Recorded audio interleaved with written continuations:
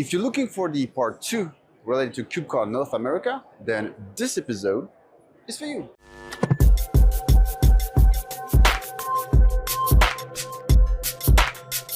Welcome back to the Is It Observable YouTube channel. Today's episode, as you can see, we are in Salt Lake City in Kubecon North America.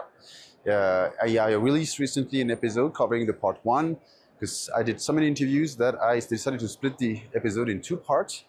In this episode, we're gonna have the interview with Saiyam. We're gonna present a couple of new solutions in the observability space. And of course, I will share the atmosphere of Kubecon North America. So if you enjoyed today's content, don't forget to like and subscribe to the channel. So follow me in Salt Lake City.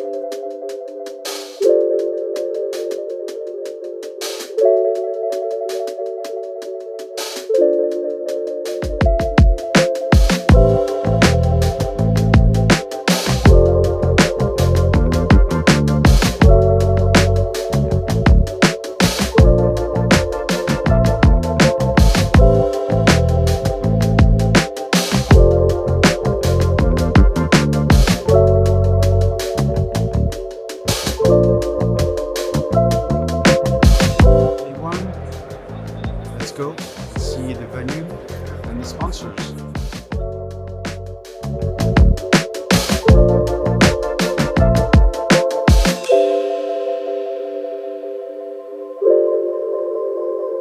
Hi, my name is Saiyam Pathak, and currently I'm working as a principal developer advocate at Loft Labs. I'm the founder of Cube Simplify, which is a community to simplify cloud native, and also the founder of Build Safe that helps to ease out the supply chain security by making it easy to build zero CVE based images and fixing your SLSA pipelines, hermetic builds, etc. Kubecon NA Salt Lake City. So I have been here since, actually I've been before it. So I was at Regix, which is a conference before Kubecon that happens. Cube Simplify was one of the community and media partners at Regix. So I attended a few sessions, Kubernetes turning 10, a lot of security sessions. It was really good. And then in Kubecon, there are 4 days, and there is co-located and then the main Kubecon. So I had a talk at WasmCon. I'm a big Wasm fan. Created a Wasm course on Cube Simplify in January. You can check that out on Cube Simplify.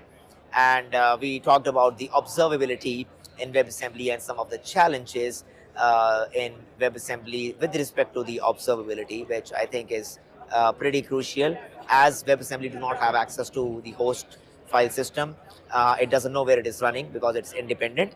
That is where the problem arises for the observing WebAssembly modules. But there are companies who are working in collaboration to create standards and making it easier to build stuff in the runtime to export the metrics as Prometheus and OpenTelemetry and getting all those metrics. And then I had a big sustainability fan, so I'm also a CNCF tax sustainability lead, and I and Saloni had a session about cloud native sustainability speedrun, where I and Saloni talked about the tools and the landscape, for example Kepler, Cube Green, Cloud Carbon Footprint, and we showcased some of the enterprise use cases. Like if you go back from the talk, how you would be able to implement that within your current existing infrastructures. So it was from data centers, the innovation over there, all the way to the application level, where you can use multi-tenancy and vClusters for segregating out this. Apart from this, I also had a tag talk with Marlo, who is one of the co-chairs of tag sustainability, where we explained about what the tag is all about, what do we do, how people can get involved in the tag sustainability from the technical point of view. And apart from all this, we had a booth of Loft where I was hanging most of the time. So the Loft booth, we were explaining about vCluster, multi-tenancy, platform engineering and stuff. So coming back to the Wasm Cloud Observability Challenge, it's difficult for the guest functions to export the metrics because they do not have the right set of tooling available. There are some tools like Observe SDK, which is by Dilipso. So Dilipso created this so that you can instrument using, so there are 2 types of instrumentation, manual instrumentation and auto instrumentation. You can instrument your code and you can export the telemetry data. There is a WASI logging working group, which is under WebAssembly, which is working towards that. Wasm Cloud has and open telemetry, where it exports the metrics in, and also in Spin framework. So there is something called Spin that lets you easily create your WebAssembly application. Spin also lets you emit the open telemetry metrics. You can enable that, but these are coming from the runtime itself. So these metrics come from the host. So whenever there are calls to the host captures that, and these calls from the host are emitting the metrics and giving the spans, the traces, so that you can check whatever is happening. But still, on the guest function side, the work is being done, and Vazi Observe is one of the projects which is very nascent, very new phase one implementation, where people are working to make it work and making it easier for every Wasm module. Because when we talk about enterprises, the first question they ask is, yes, Wasm is cool, Wasm is doing great, but they need to do the day-to operations. They need observability. Observability is critical. So that's where a lot of work is being done by different organizations together to sort out the observability challenges in WebAssembly. So just want to highlight a few of the points that I mentioned about the talk, especially from the point of LLMs and the GPUs, because we have seen that trend from the past couple of years, that LLMs have taken over the world by a storm, and the rise in the demand for GPUs have been exponential. We see NVIDIA as the most valuable company today because of the GPUs they are creating. But the problem is GPUs need to go in the data centers, and the data centers can not be infinite. We know we don't have infinite energy. This is a problem, and there are solutions for that. So first, if you are looking for data centers, if you are looking, then always go for green data centers. If you are building, you are a data center provider, always look for innovative solutions, how you can reuse the heat coming out from the servers to maybe heat up the swimming pools or households or in some other manner. Coming to the application level, so there are two things. One is selecting the infrastructure which is using 100% renewable energy. Another thing is reusing or using the GPUs efficiently. That is where the Kubernetes community is doing a lot of work. So you might have heard of DRA, dynamic resource allocation, and how the Kubernetes community are rewriting some of the stuff that they wrote in 1.26 version, and they are doing it again to match the current needs of rising LLMs, and people want to use that, train their models, and make sure they are using it efficiently. So we need to definitely use those GPUs efficiently, so that we are maximizing what we are using and not just keeping things idle. I know some organizations may have money that they can spend, but on the sustainability point of view, those are the wastage of resources. One point I want to mention over here is eBPF. So eBPF technology, especially when you are able to run your own code in the kernel space, is creating a lot of opportunities. When you have within OpenTelemetry as well, and within other frameworks, there are stuff going on with eBPF. Even Kepler project, which is under the sustainability landscape of, and it's a CNCF sandbox project as well. It is based on eBPF. It shows that how efficient eBPF is able to, and how efficiently it can capture the metrics using less resources. And also eBPF is very efficient in measuring the network traffic, because the network calls, the network traffic is hard to measure, and especially when you want to tie it to the carbon efficient, like how much carbon is getting emitted with this network call. There are gaps, but I think eBPF is something that can definitely play an important role over here in solving these gaps. And OpenTelemetry, who is doing a lot of work and research in this space, will help a lot in this area. So on Kube Simplify, you will be able to find all the cloud native Kubernetes WebAssembly and also some generative AI stuff. There was a WebAssembly course that we did. There was a whole DevOps project that I did, end-to-end application deployment to production, and that used a gateway API, not the Ingress controller. So you should definitely check that out. We introduced the Terraform course, the OpenTofu course, also the confidential containers course. So I think the courses are rising, and people can expect the observability course. Mainly I want GitOps, observability. These are the two areas where I want to simplify and create courses.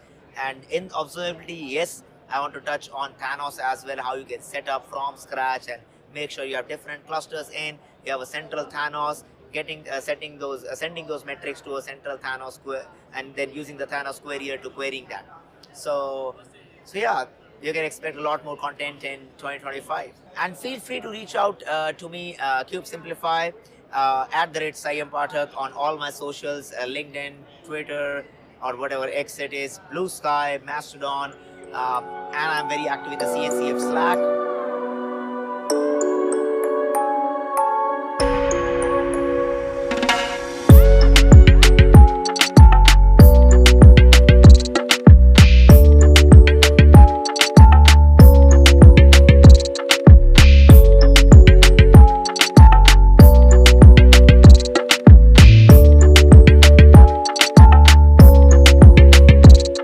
I am Pranay. I am one of the founders and maintainers at Signoz. Signoz is an open source observability platform.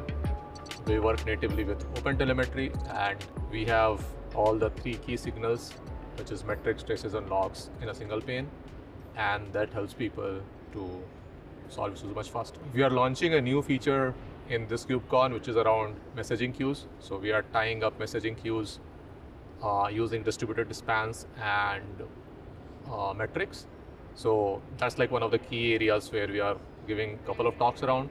We're also giving few talks on using eBPF for network causality, and also there's a lightning talk around, hey, how can we use OpenTelemetry and make it better adopted by community? So what are the challenges we see people facing, and maybe some suggestions on how we can improve that. We were started in 2021 when OpenTelemetry was still a new project, but we sort of took a bet on it, and we have built our own installation agents, all our docs based on OpenTelemetry. So any customers who are like interested in OpenTelemetry, that sort of becomes much more interesting project for them. We have currently around 19,000 plus GitHub stars in the last 3 years, around 5,000 plus members in a Slack community, and users from more than 30 countries use our product. So it's actively being used by a lot of project people in the community.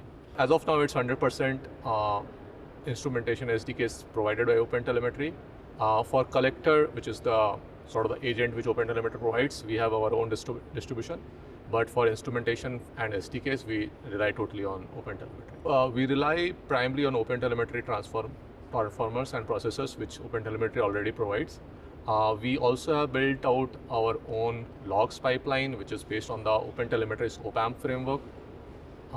And that we enable users to create pipelines, create processors, and then, like, especially around logs, manipulate the data around logs, create attributes and things like that, and show like relevant attributes for users. So that's built on the OPAMP framework, which was released by OpenTelemetry, and we gave a talk on this last KubeCon Europe.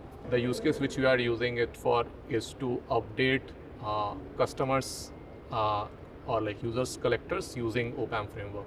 So it's not like managing a bunch of collectors, but like configuring pipelines on those collectors. So that's the use case which we are using OPAMP today for. So basically you can create pipelines from the UI, and then that gets configured in the OpenTelemetry collector configure. So we are not the pipeline product. We use OPAMP to enable our users to make changes from UI and then configure that in the collector. So I'm just opened up the Signoz UI.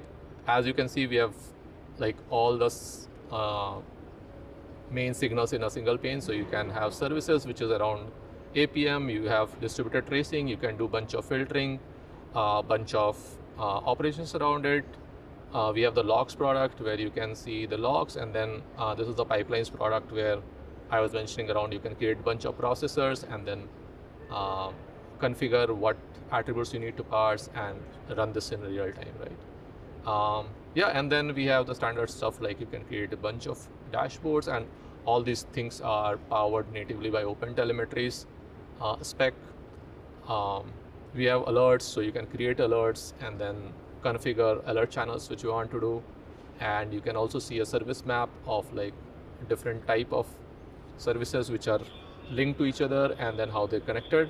Today, I would like to just focus on the messaging queues feature which we are launching in this KubeCon, and this is sort of the first peek view of what we'll be talking about in our talk.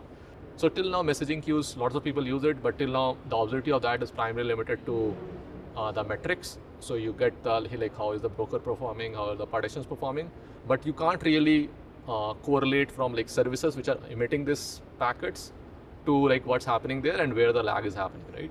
What we are trying to do today, in this sort of feature is tie the distributed tracing with the metrics coming from the Kafka and show exactly where the lag is happening, and you would be able to get a much more detailed view of where lag is happening, which service is happening, which partition is doing it, things like that, right? So yeah, let me just quickly show. So here I have set up a demo where the first module which I've picked up is Kafka, but this is the same concept which will apply to other messaging queues like Celery, Rabbit, MQ, etc., right? Yeah, so if you can see, you can we have a bunch of tabs around consumer lag, producer latencies view, drop rate view. Maybe I'll take just a couple of these. So if you go to consumer lag view, what you will see is the consumer lag based on particular consumer groups and based on particular topics, right? So one thing which we constantly saw our users and community talk about, that hey, like understanding what happens in a messaging queue is very tough, especially around Kafka, and people run Kafka at huge scales, right? But yeah, so you can see something like this where you can see services names, what's the P99 latency, throughput. You can get the consumer details. You can also see the network latency, and this is just for this service name, this service ID, and this client, right? So the use case it enables is that if you are having any issues, you're seeing that hey, like your consumer lags are increasing. Now you can drill down into a particular service and see which is causing the issue, rather than just sort of trying to figure out on your own and try a bunch of things, right? And this is being powered by using distributed tracing, so the spans which we generate, and tying this to the metrics which the Kafka generates. And through that I think this is sort of the first time this sort of feature has been launched where you are trying to do this for a messaging queue, right? Yeah, maybe just the other thing which I can touch upon is this drop rate view. So generally in a messaging queue scenario, there's a producer service and then there's a consumer service. And many times you don't know how many of the packets generated from the producer service went to the consumer service, right? So what we have done here is we have tracked the spans generated from the producer service to the consumer service, and you can choose a particular evaluation interval. So say you want to see how many spans or like packets from a producer service reach the consumer service within 10 milliseconds, right? So you can quickly see that hey, like 5% of these packets breached, as in 5% of packets didn't reach consumer service. And this was very difficult to find till now, but using distributed tracing, you are able to do this today. We have an open source product, so you can just self-host today. We provide Kubernetes Helm charts for this. You can also host it for Docker Compose. The primary components in our product are like we have our own backend service, and we also we are based on ClickHouse as our data store. So, but if you just install Kubernetes Signoz Helm chart, all of these components get installed out of the box. So you just need to run our Helm charts, and then your whole Signoz setup will get started. This is if you want to do in self-hosted. If you want to do in cloud, you can just come to our site and sign up for cloud product, and you'll get an API where you can send data.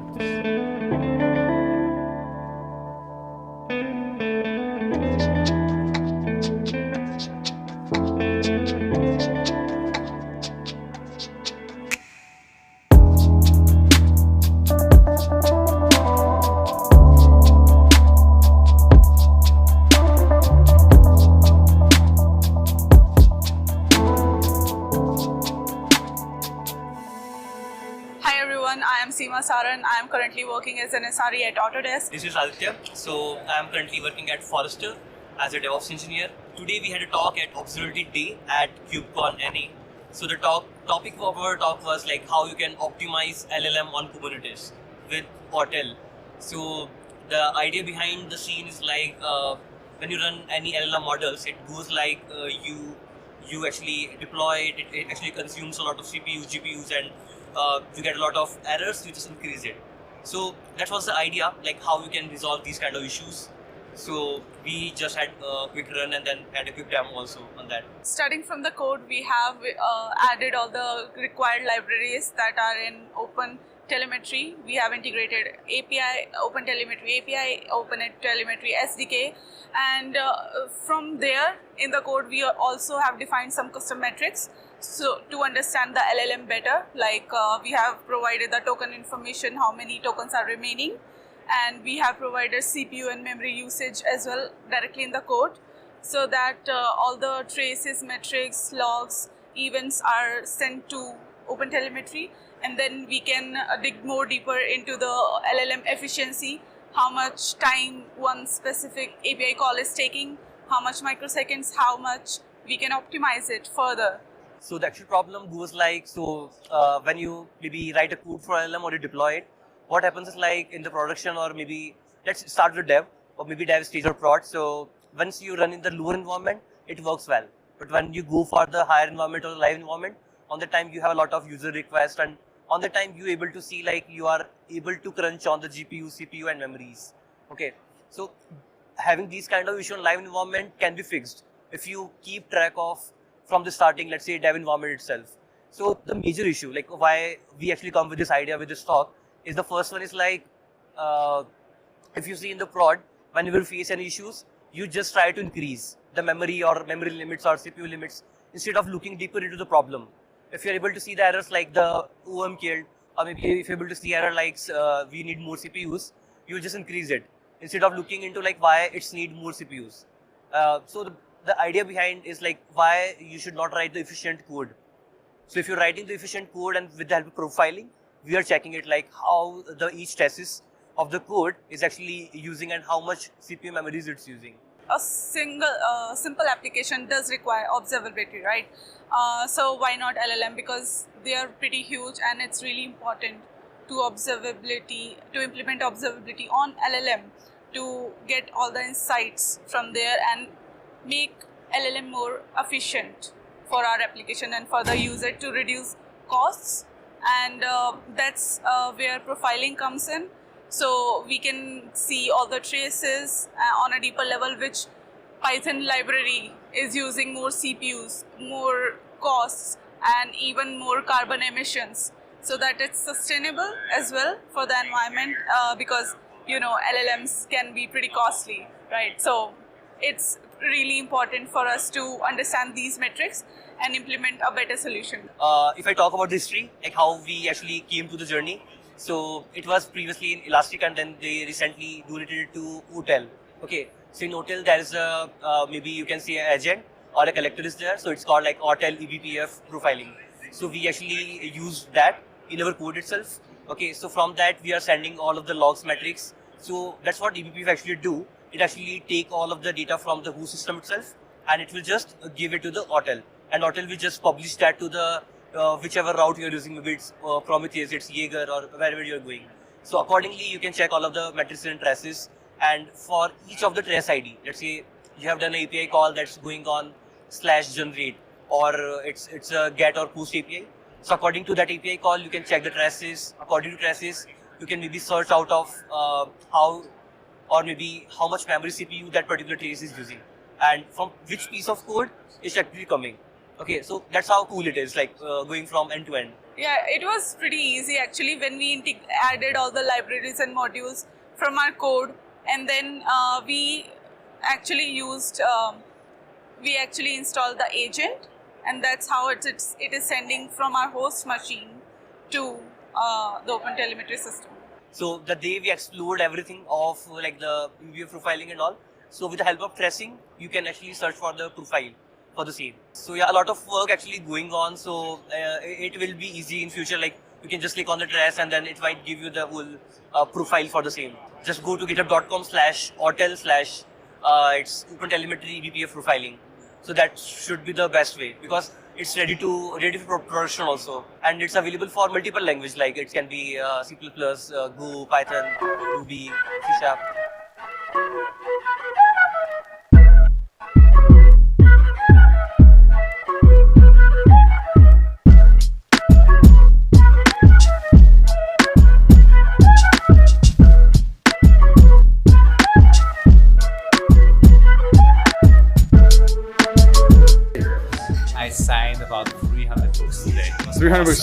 So how is your hand? That was awesome. That's it for today's episode related to Kubecon North America. A lot of interesting discussion. The conference is kind of interesting, the city as well. I think there's less people than in Europe, in Kubecon Paris, the last Kubecon in Europe. But again, very great networking experience, a lot of discussions, a lot of great solutions. Very happy to be here. So if you enjoyed today's content, don't forget to like and subscribe to the channel. See you soon for another episode. Bye.